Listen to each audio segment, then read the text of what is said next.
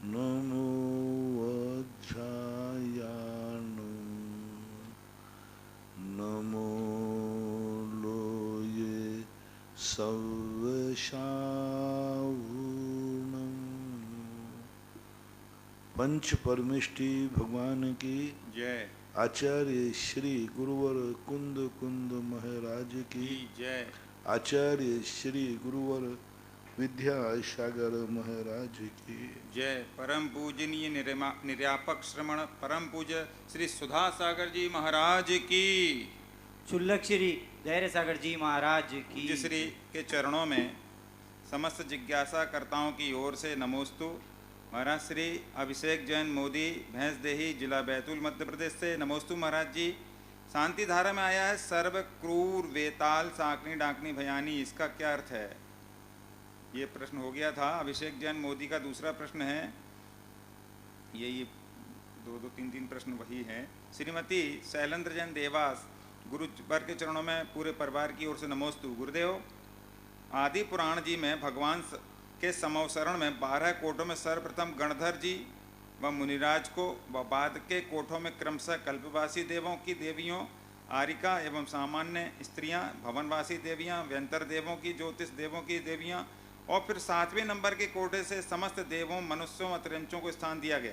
गुरु, और मेरी जिज्ञासा है कि इसमें पहले स्त्री जाति को व बाद में पुरुष जाति को क्यों बैठने की व्यवस्था है, जबकि भगवान के समीप जाने व छूने का अधिकार तो पुरुषों को है। कृपया जिज्ञासा का समाधान करें। वहाँ कोई आगे पीछे है ही नहीं, पहले दूसरे का गोल बनी हुई है। गोल में कौन आगे पीछे? वो तो आपने बना लिया नंबर 1 का। गोल दिशा बनी हुई है तो गोल दिशा में नंबर कहीं पड़ता ही नहीं है, सब बराबर बैठे हुए हैं। कहीं भी बैठेंगे तो गोल स्थिति में नंबर 1 2 नहीं आते। वो तो वर्णन करने के लिए उन्होंने मुनिराज जहाँ बैठे हैं उन मुनिराज से शुरू कर दिया, बाकी ऐसा कोई बात नहीं। पंडित विक्रम जैन अलवर, नमोस्तु महाराज जी। अरहंत भगवान का शरीर बादर निगोदिया व सूक्ष्म निगोदिया जीव दोनों से रहित होता है या मात्र बादर निगोदिया से रहित होता है? पहली बात तो है, सूक्ष्म निगोदियों से तो कोई सहित होता ही नहीं। किसी का भी शरीर जो है, जितने औदारिक शरीर हैं, इनमें सूक्ष्म निगोदिया जीव नहीं पाए जाते। संगी पंचेंद्री के मनुष्य में बादर निगोदिया ही पाए जाते। सूक्ष्म निगोदिया ना तो किसी से बाधित होता है न किसी को बाधित करता है। अतः सूक्ष्म निगोदिया जीव जहाँ भगवान का शरीर है उस स्थान पर भी अनंतानंत स्वतंत्र रूप से सूक्ष्म निगोदिया जीव विद्यमान। उनके शरीर के आश्रित ना तो सूक्ष्म है और ना बादर है। ऋषभ जैन अंकुर कॉलोनी सागर से नमोस्तु गुरुदेव। मेरी जिज्ञासा मेरी भावना से संबंधित है। मेरी भावना में आता है कि परधन वनिता पर न लुभाऊं, वनिता शब्द पढ़ना पुरुष के लिए उचित है, पर महिलाएं भी इसी शब्द से पाठ करती हैं।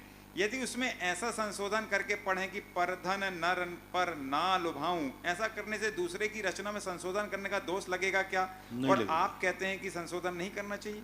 ये संशोधन नहीं कहलाता, क्योंकि वो लेखक पुरुष है तो पुरुष लिखा। आपको अपने पढ़ना है तो नारी पढ़ सकते, कोई बाधा नहीं, कोई दोष नहीं आएगा। इसी तरह मेरी भावना जब लिखी गई थी तब राजतंत्र था। जब मेरी भावना लिखी गई थी तब राजतंत्र था, इसलिए उसमें लिखा गया था कि धर्मनिष्ठ होकर राजा भी न्याय प्रजा का किया करें। अब प्रजातंत्र है, अब न्यायाधीश करते हैं, तो यहाँ न्यायाधीश शब्द जोड़ना भी किसी की रचना में संशोधन करना होगा क्या? पहली बात है कि उस समय न्याय राज्य परंपरा थी ही नहीं। जिस समय मेरी भावना लिखी गई उस समय अंग्रेजों का राज्य था, राज्य परंपरा तो खत्म हो गई थी। यहाँ राजा का अर्थ होता है शासक। प्रधानमंत्री राजा में आएगा, राष्ट्रपति राजा में आएगा, उपलक्षण है। जिसके हाथ में जो सर्वश्रेष्ठ होता है, जो कानून की अध्यक्षता करता है, तो प्रधानमंत्री राष्ट्रपति राजा की कोटि में आएंगे। जिला में कलेक्टर आएगा, तहसील में तहसीलदार आएगा, एसडीएम आएगा, घर में मालिक आएगा, तो राजा वहाँ उपलक्षण है। घर का मुखिया राजा है, घर का मोहल्ले का पार्षद राजा है, नगर पालिका का महापौर नगर पालिका का राजा है। तो इस प्रकार के जो जिस क्षेत्र में मुखिया है वह वहाँ राजा शब्द से विवक्षित है, इसलिए कोई बाधा नहीं। इसी तीसरा प्रश्न इसी से संबंधित, भावना लिखते समय उत्कृष्ट आयु 120 वर्ष की थी जिस समय ये मेरी भावना लिखी जा रही थी, तो इसमें लाखों वर्षों तक शब्द उपयोग करने का क्या औचित्य है? दो उचित नहीं हुए। कहा जाता है भाई तुम 100 मूड के हो जाओ, अब मूड तो एक ही होती है। तुम 100 मूड के हो जाना लेकिन एक कार्य नहीं कर पाओगे। अरे कभी 100 मूडें होने ही नहीं है। इसी प्रकार ये कहा जाता है लाखों करोड़ों वर्षों तक भी जीऊं तो भी मुझे कोई घबराहट नहीं है, और आज ही आ जाए मृत्यु तो नहीं आई। एक कथन में ऐसा कहा जाता है। शरद सिंघई सागर से त्रैबार नमोस्तु। ज्ञानोदय या अन्य तीर्थों पर अलग अलग राशि की शांति धारा होती है, जैसे ज्ञानोदय में 1,11,000 की भी होती है और 1,11,000 की भी होती है, तो इन अलग अलग राशि की शांति धारा से मिलने वाले फल में कुछ अंतर होता है महाराज? मैंने पहले ही बता दिया। डॉक्टर भी अलग अलग होते हैं। कोई डॉक्टरों की फीस ही इतनी होती है, कोई डॉक्टर की 5 रुपया होती है। डॉक्टर सब डॉक्टर ही लिखते हैं, सब लिखते हैं। वो मूर्ति एक अलौकिक है, वो मूर्ति का स्वरूप ही अलौकिक है, और उसकी व्यवस्थाएं भी अलौकिक हैं, उनका क्षेत्र भी अलौकिक है। वो बैठेंगे भी उसी ढंग से। वो डॉक्टर जितना बड़ा डॉक्टर होगा उसकी फीस भी उतनी ज़्यादा होगी। वो मूर्ति ही एक ऐसी है, और जब उसका जो मंदिर बन रहा है, उसकी जो व्यवस्था हो रही है, तुम देखते रह जाओगे कि वैसी मूर्ति के लिए इतना बड़ा विशाल मंदिर भारत में पहला मंदिर होगा जिस गुफा में मुनि सुब्रतनाथ भगवान बैठेंगे। उनका वैभव, एक एक सिंहासन जो उनका बन रहा है, वो सिंहासन ही इतना विचित्र बन रहा है कि वो देख करके दंग रह जाएंगे। अब वही चाय तुम हाथ ठेला पे पीते हो और वही चाय तुम 5 स्टार में पीते हो, अंतर क्या होता है? वही चाय तुम पी रहे हो, वही सामान यहाँ से खरीद रहे और वही 5 स्टार में जाके पी रहे हो, चाय तो वही है, तो दोनों में क्या अंतर है?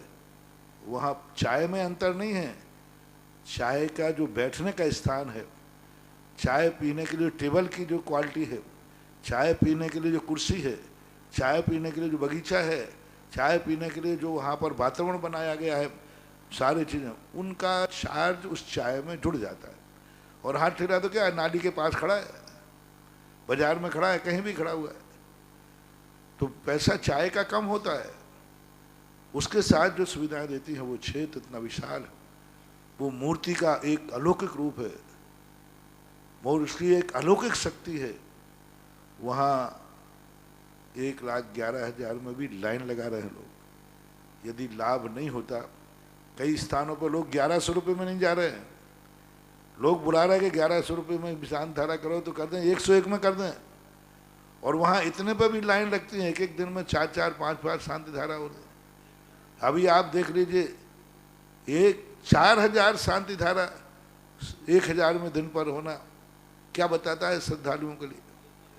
श्रद्धा कह रही है कि मुनि सुब्रतनाथ के लिए कोई कीमत नहीं, वहाँ की शांति धारा अनमोल है, वहाँ का गंधोदक अनमोल है, वहाँ की शक्ति अनमोल है। केहा जैन कन्नौज यूपी, गुरुदेव के चरणों में नमोस्तु। हम कैसे जानें कि हम भव्य हैं या अभव्य? ये प्रश्न बहुत बार मन में आता है महाराज जी। भक्त का अर्थ है तो है कि हमारा, जिसके हम भक्त हैं उनकी आज्ञा को हम कितना मानते हैं, उनके प्रति हमारा निश्चल समर्पण कितना है।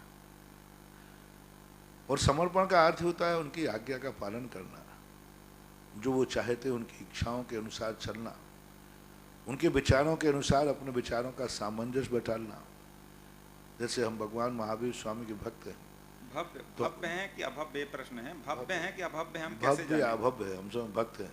भव्य और अभव्य से अब तुम्हें पहचानने की जरूरत नहीं है, अपने ज्ञान का विषय नहीं।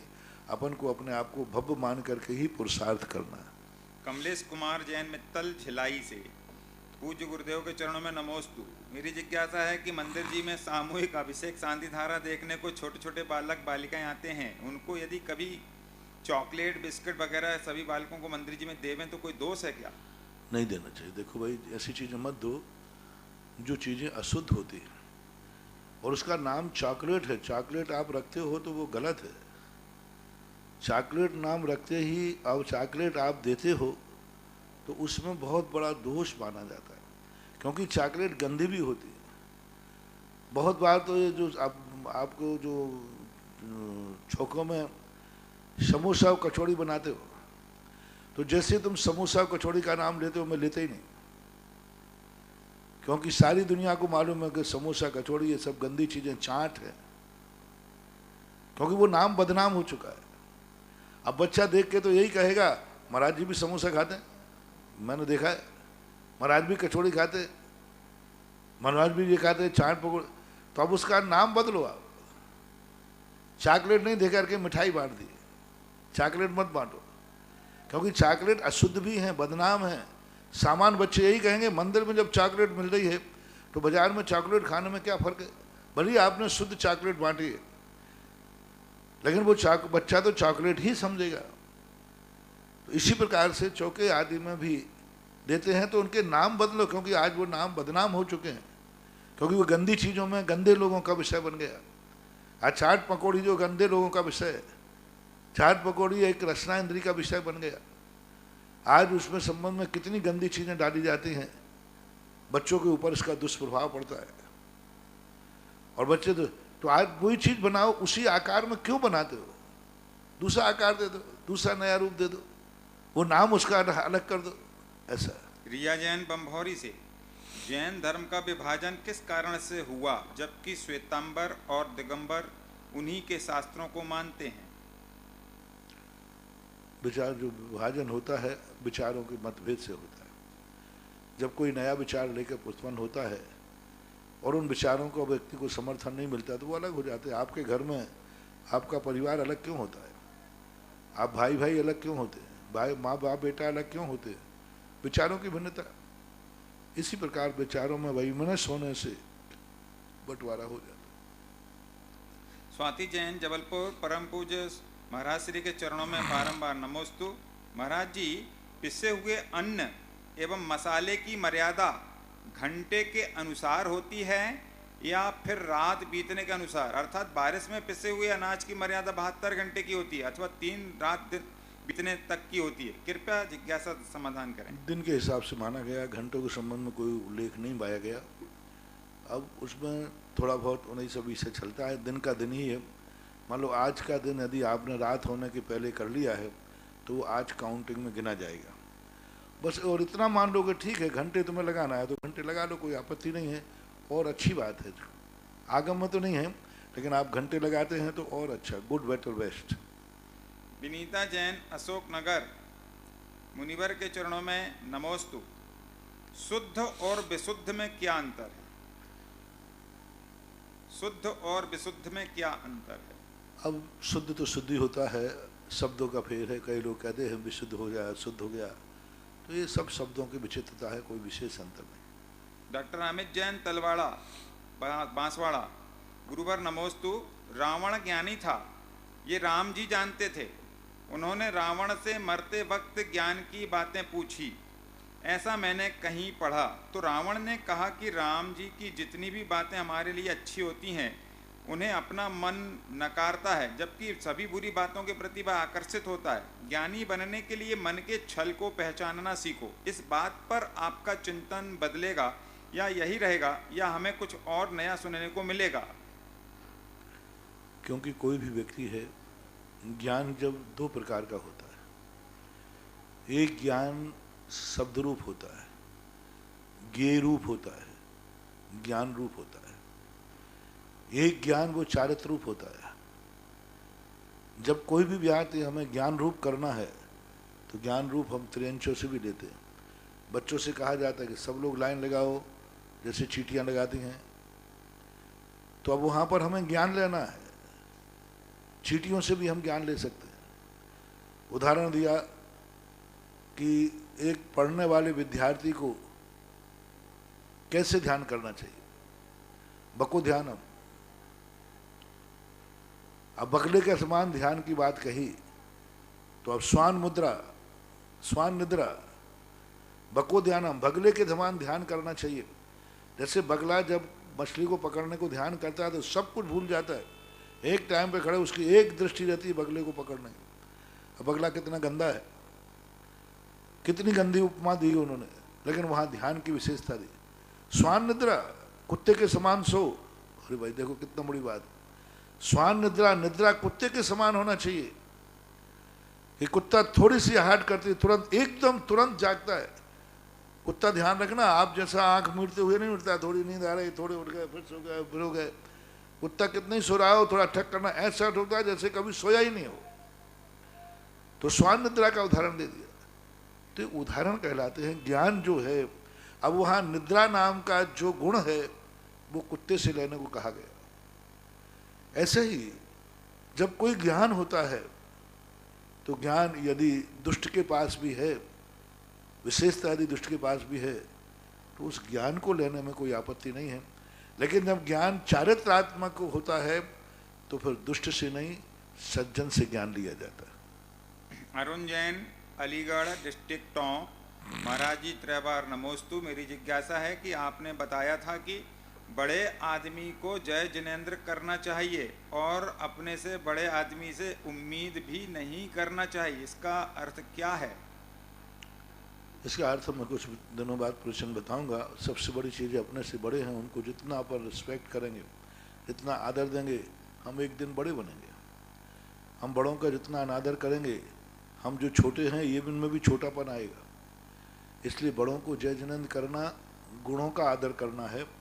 अब वो किसी भी क्षेत्र में होता है, गरीब है तो वो धनवान उससे बड़ा है, उम्र है तो वो उम्र में बड़ा है, गुण है, चारित्र हैं, सब हर क्षेत्र का अलग अलग बड़ा व्यक्ति होता है। तो जय जिनेंद्र करने से फायदा ही है, और दूसरे जब से नुकसान से क्या बच सकते हैं। वो बड़ा आदमी है, बड़ा है, यदि तुमसे रुष्ट हो गया तो तुम्हारा सर्वनाश कर देगा, क्योंकि वो समर्थवान है, शक्तिमान है। इसलिए दो तरीके से अपने से बड़े को सम्मान देना चाहिए, क्योंकि एक दिन हमें भी बड़ा बनना है।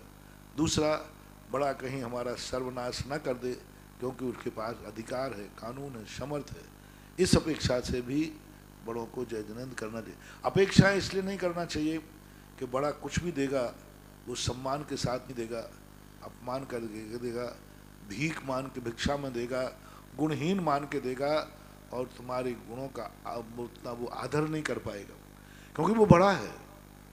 बड़ा आदमी कभी भी अपने छोटों को देता है, उसकी सम्माननीय दृष्टि से नहीं दे पाता। और छोटा आदमी जब तुम बड़ों को देता है तो बड़े सम्मान से देता, आदर से देता। बड़ा आदमी जब तुम्हें कुछ देगा तो वो अभाग्य नहीं मानेगा कि मेरे अभाग्य है कि आपने ये वस्तु ले ली। लेकिन छोटा आदमी जब तुम्हें कुछ देगा, तुम ले लोगे, तो वो कहेगा मेरे अभाग्य हैं कि इन्होंने मेरी वस्तु ले ली, मेरी वस्तु ले ली।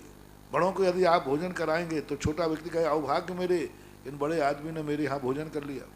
और बड़ा आदमी जब छोटे को कराएगा तो छोटा आदमी नहीं मानेगा अभाग्य मेरे कि आज मेरे यहाँ भिखारी भोजन कर गया, आज मेरे यहाँ कोई गरीब भोजन कर गया। ऐसा बड़ा आदमी अभाग्य मानने वाला नहीं है। तो इस प्रकार के कुछ मनोवैज्ञानिक तत्व ऐसे हैं जिन तत्वों को हम प्रातःकाल के प्रवचनों में समय समय पर उद्घाटित कर रहे हैं। राजेश जैन, कोटा। महाराज जी नमोस्तु।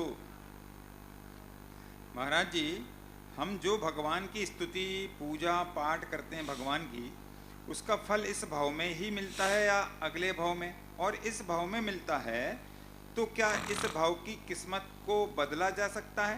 क्योंकि महाराज जी देखा जाता है कि कर्म के साथ साथ भाग्य का अच्छा होना भी जरूरी है। तुरंत मिलता है, देर से भी मिलता है। सबसे बड़ी चीज तो मिलती है कि धर्म करने से हम व्यक्ति, तुरंत भक्ति करने से हम पापों से बच जाते हैं, बुराइयों से बच जाते हैं। हमारे पूज्य आचार्य महाराज ने लिखा, संत की संगति करने से व्यक्ति संत बने या न बने, संतोषी जरूर बन जाता है।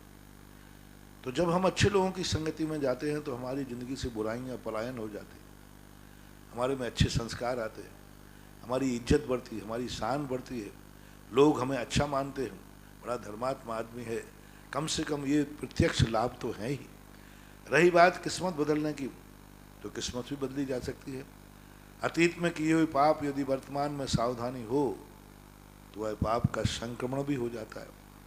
परमुख से संक्रमण होकर के जो पाप के रूप में आता है वो पुण्य के रूप में परिवर्तित हो जाता है।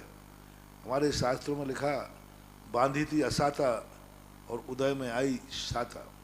साता 15 कोड़ा कोड़ी सागर वर्ष की रहती है, लेकिन सत्ता में जो ज्ञानी पुरुष होते हैं, जो पुरुषार्थ करते हैं, भी 30 कोड़ा कोड़ी की भी सत्ता कर देते हैं, अंदर स्टोर में बने बनाए में कर देते हैं, इतना बढ़ा देते हैं वो अपने आप को।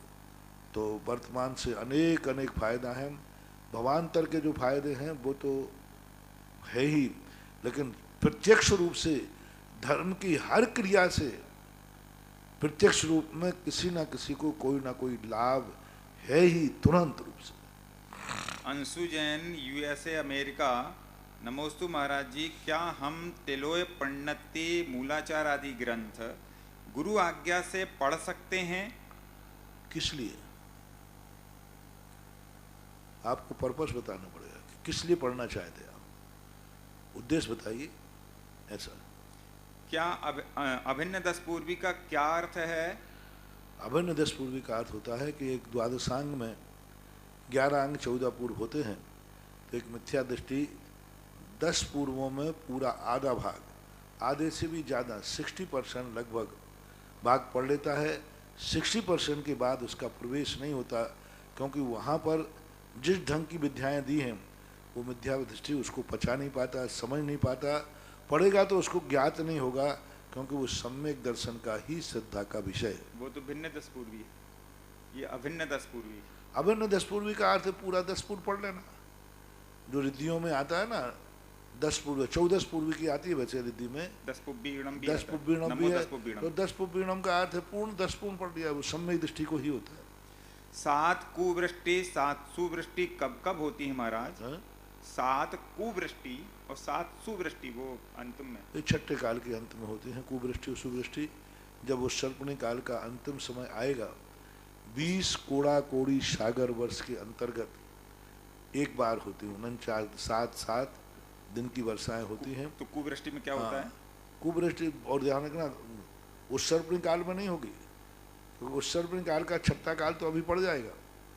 मात्र 20 कोड़ा कोड़ी सागर में अवसर्पणी काल के अंतिम छठा काल में होती हैं। कुवृष्टि में ऊपर से जहर बरसना, तूफान चलना, अग्नि का वृष्टि होना, कीचड़ का बरसना, जहरीली हवाएं चलना, इस प्रकार की 7 वृष्टियाँ बहुत गंदी होती है। हवा चलेंगी तो बहुत बुरी, धूल होना, कीचड़ बरसना, आकाश से जहर की वर्षाएं होना, ऐसे। और 7 सुवृष्टि उसके सुवृष्टि उससे अच्छी हवा चलना, अच्छा पानी बरसना, अमृत बरसना, वो उस सर्पणी के छठे काल में होता है। उस सर्पणी के हमेशा छठे काल में अच्छी वृष्टि होती है और अवसर्पणी के छठे काल में हमेशा कुवृष्टियाँ होती हैं। दोनों का काल अलग अलग है। नविता जैन, कोटा। नमोस्तु महाराज जी, पूरे संघ के लिए नमोस्तु इच्छामी। महाराज जी, आजकल के पंडित कहते हैं कि मंगल होने के कारण काम गुण मिलने से, कम गुण मिलने से, ग्रह नक्षत्र नहीं मिलने से आदि कारणों से बच्चों की उम्र 30 हो जाती है। आपसे जिज्ञासा है कि ये बताएं कि विवाह पूर्व कुंडली मिलान करना चाहिए या नहीं करना चाहिए? करना चाहिए, आगम के अनुसार करना चाहिए। जिनके बड़े बड़े राजा महाराजाओं की नकल नहीं करना चाहिए। उनका एक तो तीव्र पुण्य कर्म का उदय होता है, दूसरी बात है उनके पुण्य से, चक्रवर्ती के पुण्य से कभी कोई रानी उनके जीवन में आती ही नहीं है, गलत आनी। और जिन राजा महाराजाओं के हुए उनका नाश भी हुआ। आप जिन राजा महाराजाओं ने गलत ढंग से शादी की, बिना कुंडली की, लव मैरिजें की, उनके नाश भी हुए। चंद्रगुप्त का नाश हुआ, एक ब्रिटेन की नानी से बच्ची से हेलना से शादी की, उसी ने उनका नाश किया। आप चंद्रगुप्त का चरित्र उठाइए, देखिए चंद्रगुप्त के जीवन में ऐसे ही दर्शाए अनेक रानियों का हुआ। जो इस प्रकार की रानी बनी है उनके द्वारा उनका नाश भी हुआ है। जितने राजा महाराजा हुए, और लक्ष्मीबाई का भी देख लीजिए, उन्होंने, हालांकि लक्ष्मीबाई का गुण मिला के हुआ था, लेकिन गुण मिलने का अर्थ है कि गंगाधर राव का मरना का अर्थ नहीं। लक्ष्मीबाई एक अपने आप में वहाँ जाकर के मान पाया। पति और पत्नी का संबंध से मतलब नहीं है, इज्जत के संबंध है। और लक्ष्मीबाई ने जाकर के कितना बड़ा नाम कमाया। आज भी गंगाधर राम से ज़्यादा नाम लक्ष्मीबाई का है। गंगाधर राव उनके पति थे, उनका नाम कोई ज़्यादा लोग नहीं जानते, लेकिन लक्ष्मीबाई का नाम ज़्यादा लोग जानते। तो ये कुंडली का प्रभाव है कि शादी के बाद इसकी किस्मत चेतेगी। चेतने का अर्थ ये नहीं है कि पति जिंदा रहेगा, चेतने का अर्थ है कि ये पति मरने के बाद भी अपने ऐसा नाम कमाएगी कि पति के जिंदा रहते हुए भी वो मान नहीं मिलेगा, वो सम्मान नहीं मिलेगा। देखो लक्ष्मीबाई के जीवन में पति का मरण उसके लिए यश का कारण बना, अहित का कारण है। लक्ष्मीबाई का जब तक पति जिंदा थे, लक्ष्मीबाई का कोई यश नहीं था, कोई जानता नहीं था, एक साधारण पत्नी थी। लेकिन गंगाधर राव के मरने के बाद लक्ष्मीबाई ने जो विश्व में अपना नाम कमाया, जो ख्याति प्राप्त की, जो अमरता प्राप्त की, आज भी इतिहास साक्षी है। अब लक्ष्मीबाई के लिए पति का मरना उनके यश के लिए कितना बड़ा कारण बना, उनकी ख्याति के लिए कितना बड़ा बना। आज उनका इतिहास स्वर्णांकित है। किस लिए? क्योंकि वह उनका पति मरने के बाद उनको मौका मिला, क्योंकि पति के सामने उनको ये स्वर्णांकित होने का मौका नहीं मिलता। वे स्वर्णांतिक अपना इतिहास नहीं लिख पाते, लेकिन पति के मरने से उनका इतिहास स्वर्णांकित हुआ। तो ऐसी बात नहीं है, इनके अनेक पहलू देखे जाते हैं। अकेला गुणों का अर्थ ही नहीं है कि वो जाके पति का सुख भोगेगी, अर्थ नहीं कि मात पति के साथ रहेगी। गुणों का अर्थ ये भी होता है कि जिस परिवार से जुड़ रही है, जिस स्थान पर ये जा रही है, उस स्थान पर का यश दिन दूना चौगुना बढ़ेगा। इसलिए गुणों का मिलान करना उचित है, होना ही चाहिए। अतिशय जैन मांगरोल, नमोस्तु महाराज जी। महाराज जी के लिए सैया हेतु मुनिराज के लिए घास तिनके आदि लेना भी परिग्रह में बताया गया है, ऐसा क्यों कहा? उसमें क्या दोष लगता होगा? कहाँ लिखा? परिग्रह रखने पे घास तिनके आदि वो साथ में रखते हैं, और साथ में रखने का अर्थ है कि सामान्य रूप से श्रावक व्यवस्थाएं करते हैं, ऐसा कोई बात नहीं। मूलाचार के अंदर स्पष्ट उल्लेख है, घास है, तृण है, चटाई है, पाटा है, ये सब शयन के लिए लिए जा सकते हैं परिग्रह को। हाँ, इनको यदि वो गद्दे बनाकर रखें, अपने पास रखें, परिग्रह रखें, तो ये अपाटे हैं, उनका पाटा उनके साथ चले तो फिर गलत हो जाता है। अल्पना जैन, लखनऊ। गुरुवर के पुनीत पावन चरणों में नमन। गुरुवर, जब सम्यक दर्शन होने पर जो भी ज्ञान है, सम्यक दर्शन होने पर जो भी ज्ञान है बस सम्यक ज्ञान हो जाता है, तो सम्यक ज्ञान को अलग से क्या समझें? अलग से वस्तु है, जैसे आपकी गुमी हुई सुई लाइट जलने से मिल गई, पहले नहीं दिख रही थी। इसी प्रकार वही ज्ञान, जैसे आपके आंख में धूल चली गई या किसी ने पट्टी बांध दी तो देखेगी तो आंख, लेकिन पट्टी बांधने से वह नहीं दिख रही थी। इसी प्रकार मिथ्यात की पट्टी बांधने से ज्ञान सही काम नहीं कर पा रहा था, क्योंकि उसको पट्टी बांध दी थी। लेकिन जैसे ही पट्टी खोल दी गई, देखेंगी तो आंखें। पट्टी खोलने से आंख ने देखा तो पट्टी का रोल मत मानना कि जिसने खोल दिया वो ज्ञान ज्ञानी है। बस ज्ञान पर सम्यक मिथ्यात की पट्टी बंधी थी, पट्टी हट गई, ज्ञान अपना कार्य का। ज्ञान अलग चीज है, सम्यक दर्शन अलग चीज है। रोहित जैन, टीकमगढ़ एमपी। इक्ष्वाकु वंश से क्या मतलब है महाराज जी, और जैन लोग किसके वंशज हैं? इक्ष्वाकु वंश का इतना ही इतिहास पूज्य जिनसेन स्वामी महाराज ने महापुराण में लिखा कि जब भोग भूमि वृक्ष खत्म हो गए तो नाभि राय ने अपने आप गन्नों से रस झरता था, अपने आप, बोते नहीं थे। जो खेत जंगल थे, जंगलों में गन्ने अपने आप उग जाते थे, और जैसे गन्ना पकता था उसमें से रस अपने आप बहने लग जाता था, जैसे पेड़ों में से गोंद आदि है। तो नाभि राय ने जनता के लिए जब कल्प वृक्षों से फल कम मिलने लगा, बहुत कम, तो उन्होंने कहा कि देखो ये गन्ने के रस हैं, ये जो रस टपक रहा है इसको बर्तन में इकट्ठा करो और पियो। तो सारे लोगों ने कहा कि इक्षु रस का पान करना जिन्होंने सिखाया, इक्षु रस का पान कर, इसलिए वो इक्षु रस वाले इक्ष्वाकु वंशज हो गए। यानी ऋषभदेव के पहले ही इक्षु रस का उपदेश नाभि राय ने दे दिया था।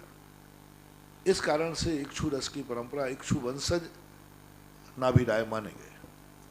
सुनीता बड़कुल, तारादेही से। गुरुवर के चरणों में नमोस्तु। गुरुवर, मेरी जिज्ञासा है, युधिष्ठिर को धर्मराज क्यों कहते हैं? ये लोग व्यवहार में हैं। धर्मराज का अर्थ उनकी नीतियाँ अच्छी थी, आचरण अच्छे थे, धर्म के कारण से उन्होंने कई बार कष्ट उठाए, आपदाएं उठाई। चाहते तो वे अपने बल के बल पर, चाहते तो अपने भीम के बल पर, चाहते तो पांडव कोई कष्ट नहीं उठा सकते थे। उसी समय पहले ही शुरू में तो युद्ध ठान दे करके और दुर्योधन का नाश कर सकते थे, गद्दी को छीन सकते थे, कोई वनवास जाने की जरूरत नहीं थी, कोई किसी प्रकार का अपमान सहन करने की जरूरत नहीं थी, बल था। लेकिन उन्होंने कहा नहीं, बल के बल पर नहीं, धर्म के बल पर हम राज्य लेंगे। तो उन्होंने कई बार अपने बल को गौण कर दिया धर्म के सामने और कष्ट उठाए धर्म के कारण से। इसलिए प्राची जैन धुंधरी केकड़ी, नमोस्तु महाराज जी, मेरी जिज्ञासा यह है, मेरे चाचा मुझे नवरात्रि में गरबा खेलने से मना करते हैं। वो कहते हैं कि अपन जैन धर्म में गरबा नहीं खेला जाता, तो क्या मुझे नहीं खेलना चाहिए? नहीं खेलना चाहिए, कदापि नहीं खेलना चाहिए। और गरबा आज एक फूहड़ चीज बन चुकी है। गरबे में जो देखने वाले जाते हैं वे बुरी दृष्टि वाले जाते हैं, बुरी दृष्टि से देखा जाता है। गरबा एक आज इतना गंदा स्थान बन गया है कि वह नहीं, मात्र कहने का बहाना रह गया कि ये नवरात्रा में देवी के लिए किया जाता है। नहीं, सब पापों का घर बन गया। बहुत बुरी दृष्टि वाले लोग जाते हैं और बुरे कार्य होते हैं, बुरे संबंध होते हैं। आज गरबा वो नहीं है। और जैन आगम में नवरात्रा का कोई स्थान नहीं है। गरबा नवरात्रा के अंदर खेलना बहुत बड़ा दोष है, अपराध है। जैनियों के यहाँ इसका कोई उल्लेख नहीं है।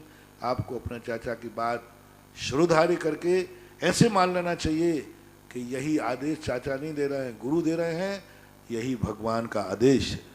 संजय अजमेर से, पूज्य गुरुदेव नमोस्तु। गुरुदेव, संसार में कोई हमें दुखी करे और हम मुस्कुराते रहें तो वह चिढ़कर और क्रोधित हो जाता है। जब कमठ ने पार्श्वनाथ पर उपसर किया और वो आनंद में डूबे, तो क्या वे ये कमठ के क्रोध को बढ़ाने में निमित्त नहीं हुए? अब कोई यदि हमारे मुनि बनने से किसी को क्रोध आता है तो मैं क्या करूं? अच्छे कार्य करने से, यदि सूर्य निकलने से यदि उल्लू को बुरा लगता है तो सूर्य को उल्लू के कारण तो नहीं निकलना चाहिए, उल्लू के कारण रुक तो नहीं जाना चाहिए ना। सारी दुनिया को अच्छा लग रहा है लेकिन सूर्य का निकलना उल्लू को बुरा लग रहा है, तो सूर्य का कर्तव्य क्या है? इसी प्रकार से हम ध्यान में बैठे हैं, संकटों में भी हम मुस्कुरा रहे हैं और दुश्मन को बुरा लग रहा है, तो ये निमित्त नहीं है, कर्म बंध का कारण नहीं है। सूर्य निकल रहा है, उल्लू को बहुत बुरा लग रहा है, तो सूर्य को कोई कर्म का बंध नहीं होगा कि देखो उल्लू के देखने में इन्होंने अंतराय डाला, इनको दर्शनावरणी कर्म का बंध होगा, ऐसी बात नहीं है। निर्यापक्षमण मुनिपुंग जिज्ञासा समाधान प्रतिपादक श्री सुधा सागर जी महाराज के चरणों में जिनवाणी व सुधा कलश के दर्शकों द्वारा बारंबार नमोस्तु नमोस्तु नमोस्तु। यहाँ तपोदय तीर्थ क्षेत्र बिजोलिया के लिए एक असीमकालीन आदिनाथ पार्श्वनाथ भक्तामर विधान में नाम आया है। श्री सुरेश कुमार, रेखा, सिद्धार्थ कुमार, प्राची जैन बाबरिया, दोतड़ा वाले, रामगंज मंडी। और एक जिज्ञासा आशीष जैन महाराज से, नमोस्तु महाराज जी। महाराज, श्री आत्मा अरूप, अरस, अगंध है और कर्म से भिन्न है, तो फिर आत्मा पर कैसे प्रभाव होता है? कैसे प्रभाव होता है? किसका प्रभाव होता है? कर्मों का। कर्मों का प्रभाव होता है। संसार अवस्था में व्यक्ति राग द्वेष आदि परिणाम करता है तो आत्मा कर्मों से नहीं बंध रही है, राग द्वेष कारणों के कारण से आत्मा को बंधना पड़ता है। कई बार क्या होता है कि व्यक्ति स्वयं अपराधी नहीं है लेकिन उसके चारों तरफ आपराधिक प्रवृत्ति के लोग रहने लग जाएं तो वो भी संदेह के घेरे में आ जाता है। तो अपने परिणामों के राग द्वेष आदि जो कसाय भाव हैं, इन कसाय भावों के कारण से आत्मा को कर्मों के साथ बंधना पड़ता है। इसलिए राग द्वेष भाव यदि छोड़ दें तो नहीं होगा। रत्तो बंधदि कम्मम मुंशदि जीवो विराग संपन्नो ऐसो जनो विदेशो तम्मा कम्मेशु ना रज। रत्तो यानी राग आदि द्वेष आदि से बंध है। राग द्वेष आदि छोड़ देवें तो फिर कर्म और आत्मा का बंध नहीं होगा। जैसे जल का स्वभाव शीतल है लेकिन वही जल अग्नि पर रखा हुआ है तो आपको गर्म होकर जला देगा, फौरे पड़ जाएंगे, वेदना होगी, जलन होगी।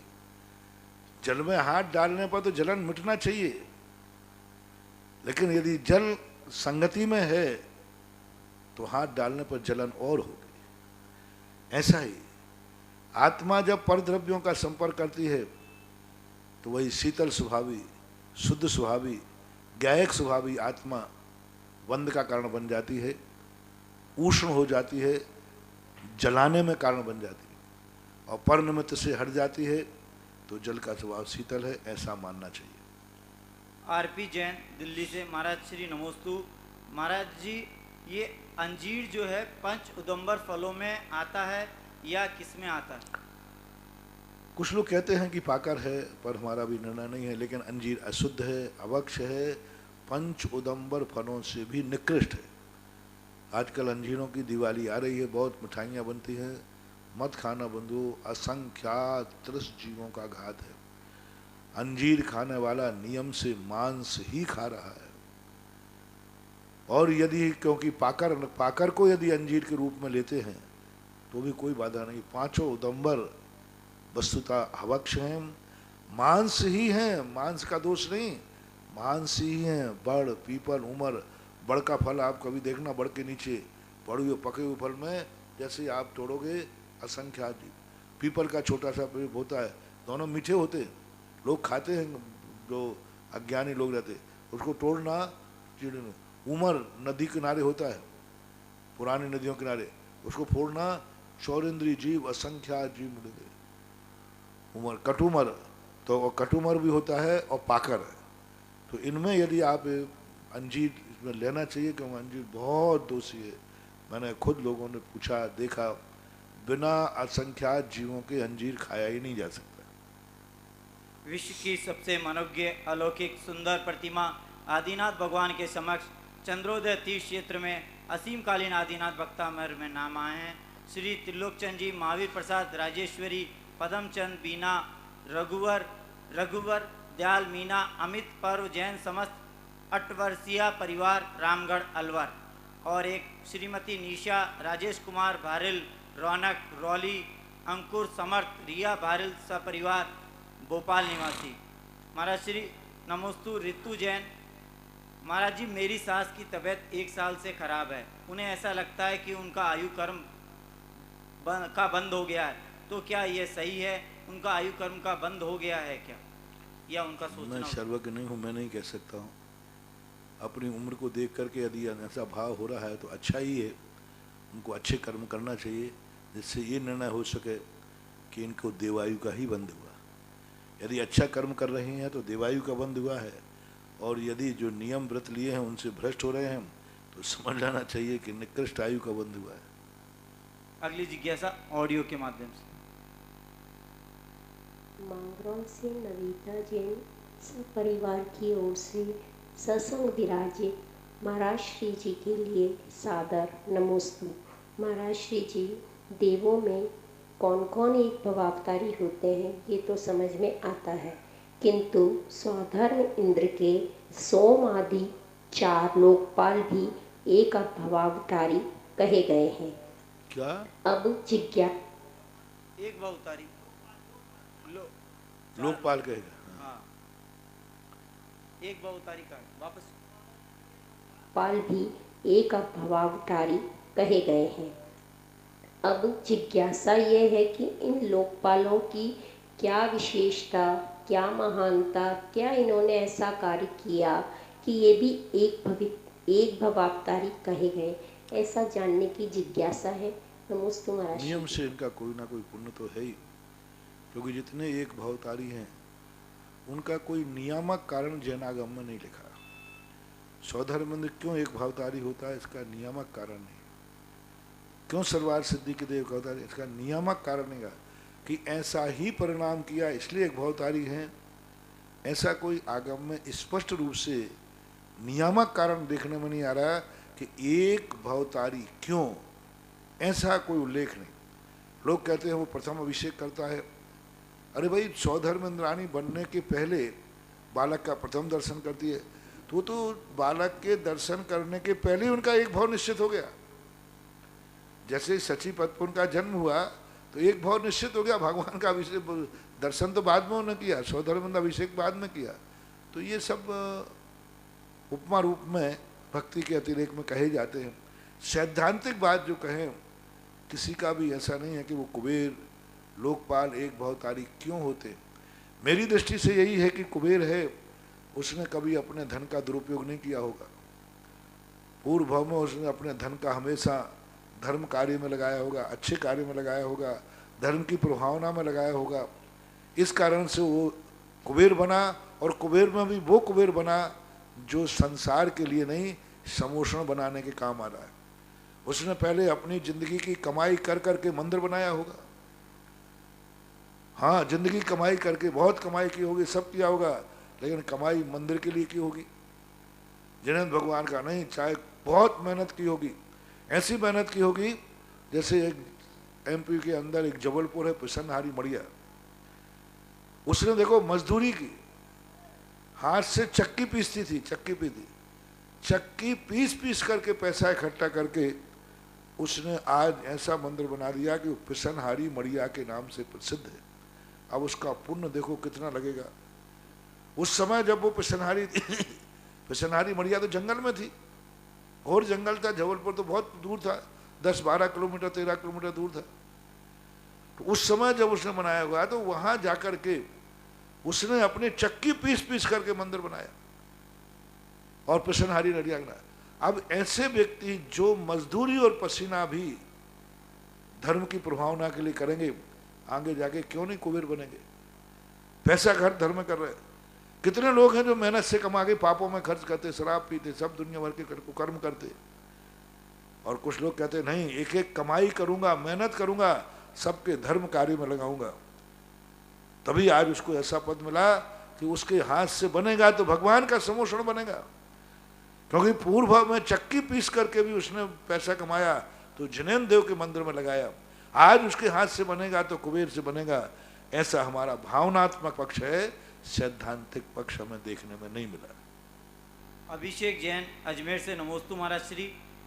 कुछ समय पहले मैंने और मेरी मम्मी ने आपके समक्ष सभी प्रकार के मिथ्यात्व का त्याग कर दिया था, लेकिन बाद में पता चला कि मेरी मम्मी ने वचनों में तो गुरु के सामने त्याग कर दिया, परंतु मन में कुलदेवी और पितरों की छूट रख ली, और अब वो कुलदेवी पूजा करने के लिए बाध्य कर रही है, परंतु मेरा मन नहीं है। मैं कैसे मम्मी को समझाऊं महाराज श्री, और घर में शांति? मैं क्या समझाऊं? अब उनको यही तो सबसे बड़ी विडम्बना है। अब फिर कल के दिन उनको कहेंगे ये सच्ची श्रद्धा नहीं कहलाती। अब ना तो वो इधर की है ना उधर की, उधर से तो कुछ मिलना ही नहीं है और इधर का स्वाद उनको आना ही नहीं है। तो अब आप उनको यही समझा सकते हैं कि भाई देखो क्यों मिथ्यात्व की तरफ जाते हो, और आप जिनको पूजा पाठ कर रहे हो उनको पूजने वाले कितने सुखी हैं।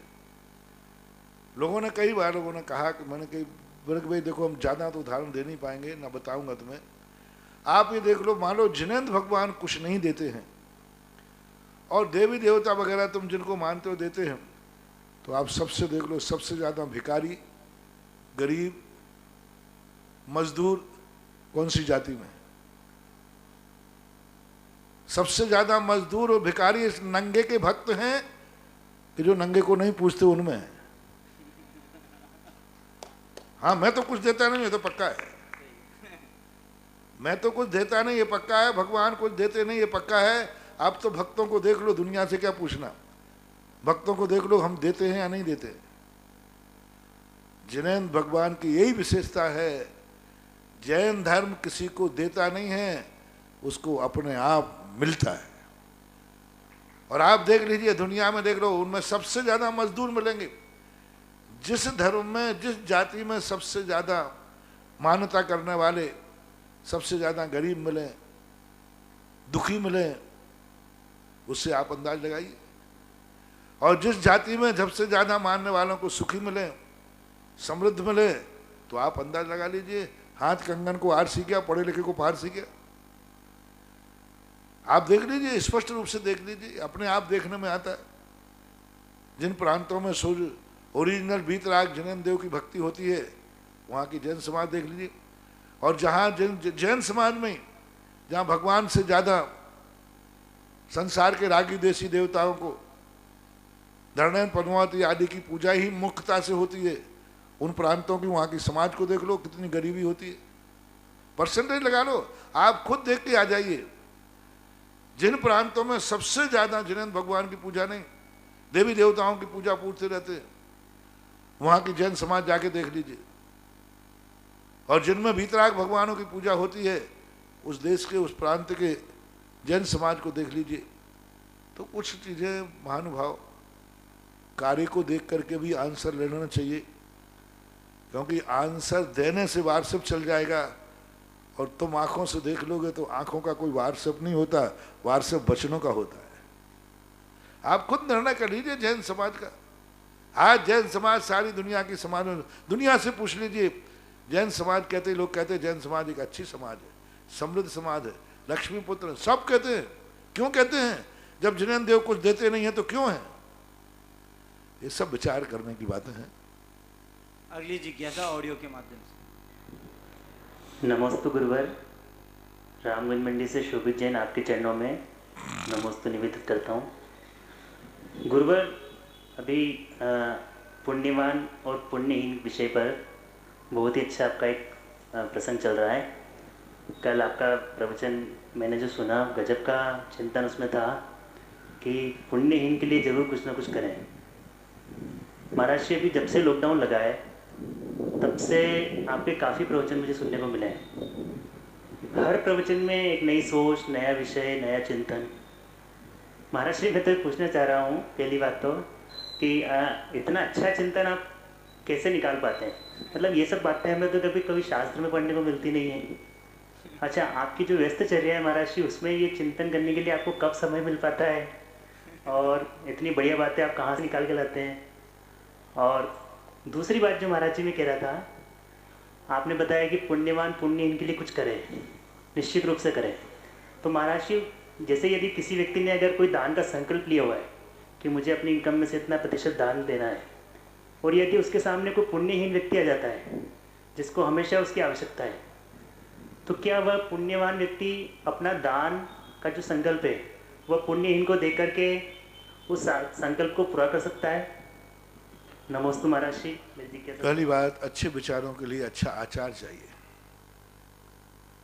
यदि व्यक्ति स्वयं में अपना खुद का आचार अच्छा बनाएगा, अपनी दृष्टि अच्छी बनाएगा, अपना सोच अच्छा बनाएगा, अपने आप को सब कुछ अच्छा बनाने का प्रयास करेगा, और वह ये भावना खाएगा कि मैं जिसको देखूं अच्छा ही देखूं, जिसकी सुनूं अच्छी सुनूं, जिससे बोलूं अच्छा बोलूं, जब ये विचार सामने आ जाते हैं तो अच्छे चिंतन भी अपने आप निकल आते हैं। अच्छे चिंतन किए नहीं जाते, अच्छे चिंतन होते। करने से तो कोई अच्छा चिंतन आता नहीं। यदि करने से कुछ आ जाता तो हर व्यक्ति कोई ना कोई कर लेता है, करने से नहीं आता है। अच्छा होने से अच्छा चिंतन आता है। तो सबसे पहले अच्छा होने का प्रयास कीजिए। हमारे गुरु ने एक ही कहा, एक ही बात कही, अपनी अवस्था ठीक रखो, बाकी सब कुछ व्यवस्थाएं ठीक हो जाएंगी। अपना मन पवित्र रखना, और मन में जो आएगा वो पवित्र ही आएगा। अपने वचनों में कभी अपवित्र का भाव, बोलने का भाव नहीं करना, तो जो निकलेगा वह पवित्र ही निकलेगा। दूसरी बात है कि जब व्यक्ति अपना संकल्प कर लेता है तो संकल्प को परिवर्तित नहीं करना चाहिए।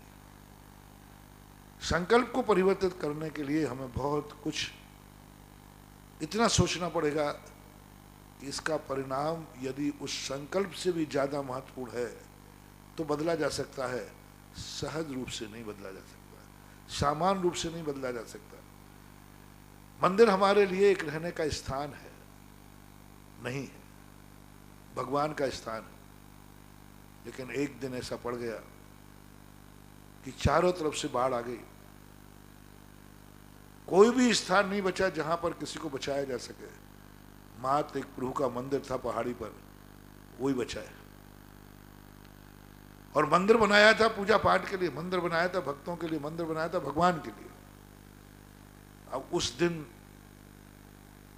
एक पशु आ गया, गधा आ गया, एक सूकर आ गया।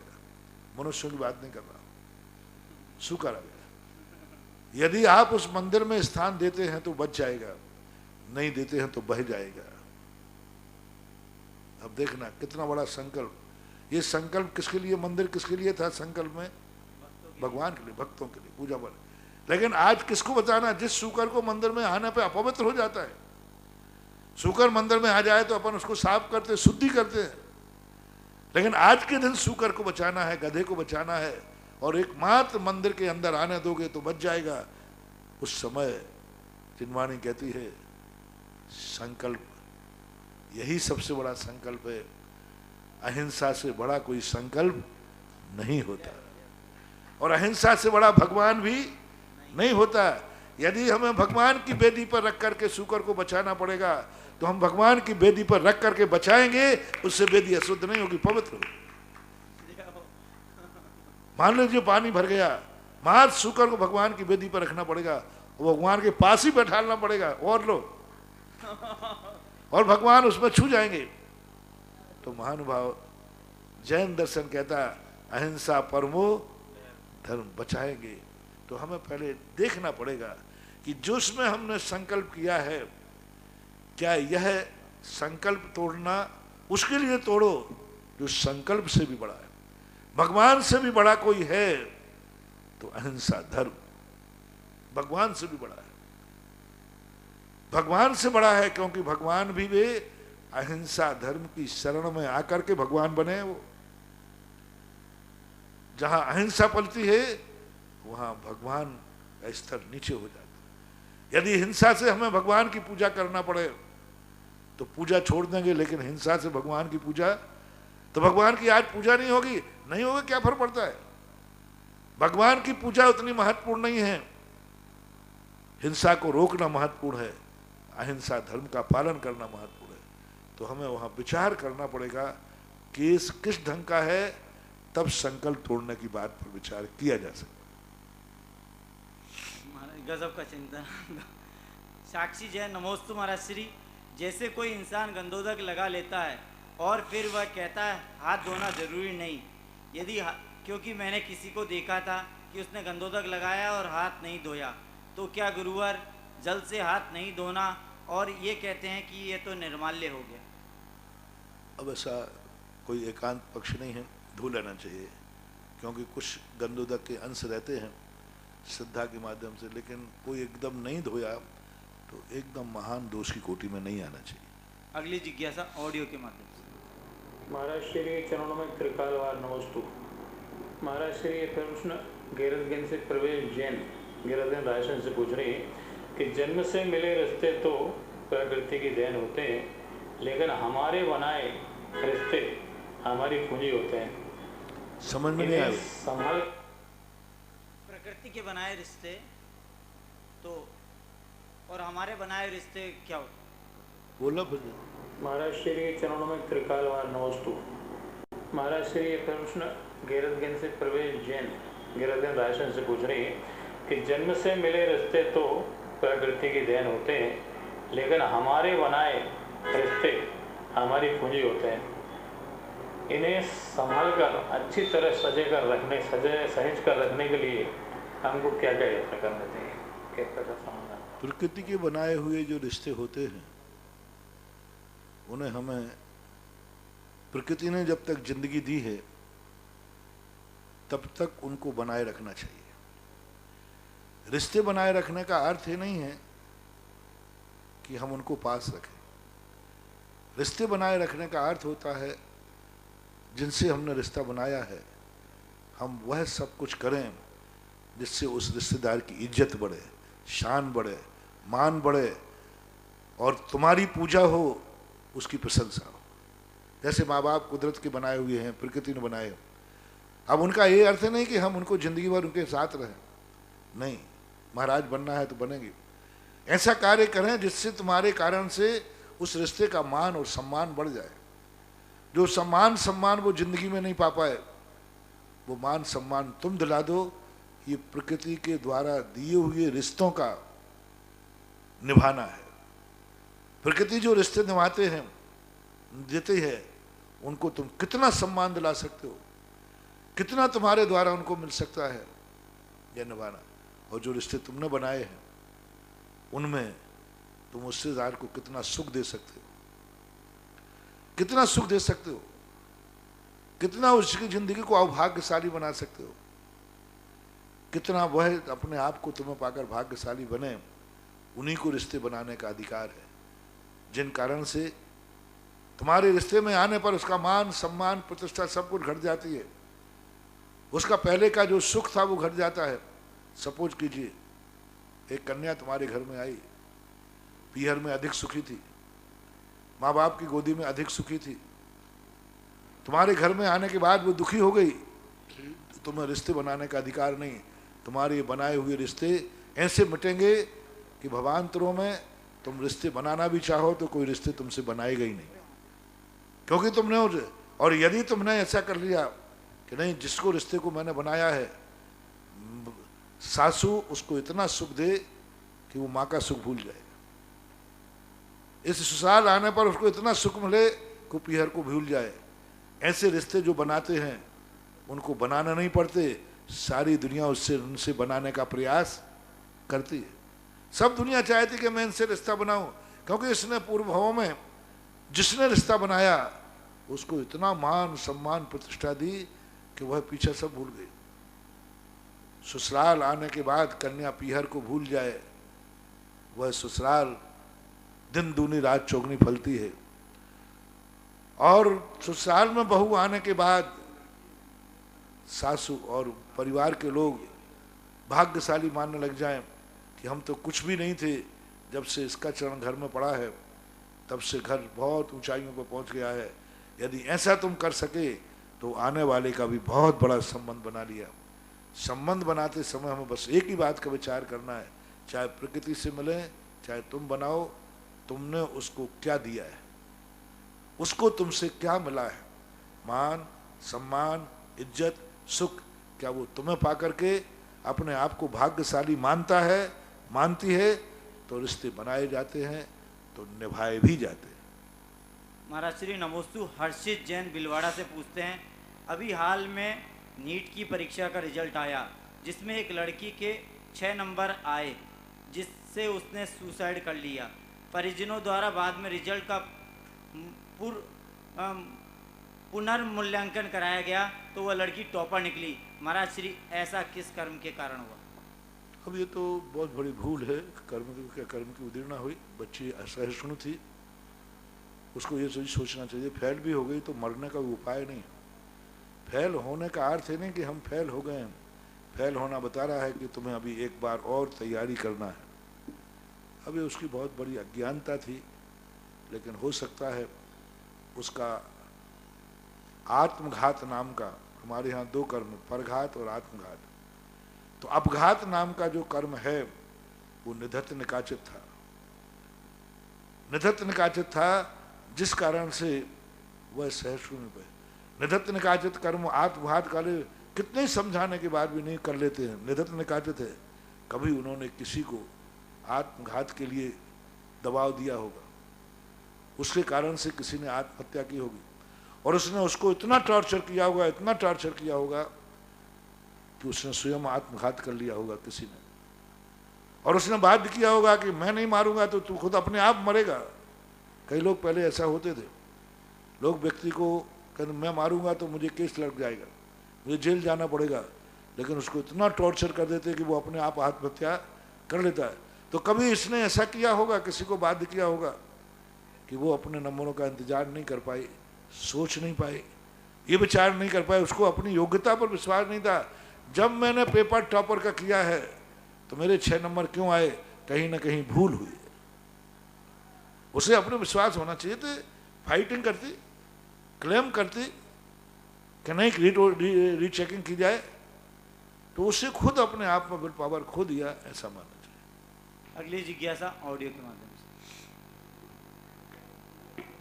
ललितपुर से शीलचंद जैन अनोरा का राग देश रहित जगत गुरु निर्यापक मुनि पुंगव श्री सुदासागर महाराज को त्रिवार नमोस्तु। गुरुवर आदिनाथ भगवान के 101 पुत्र और 2 पुत्री ब्राह्मी और सुंदरी थी।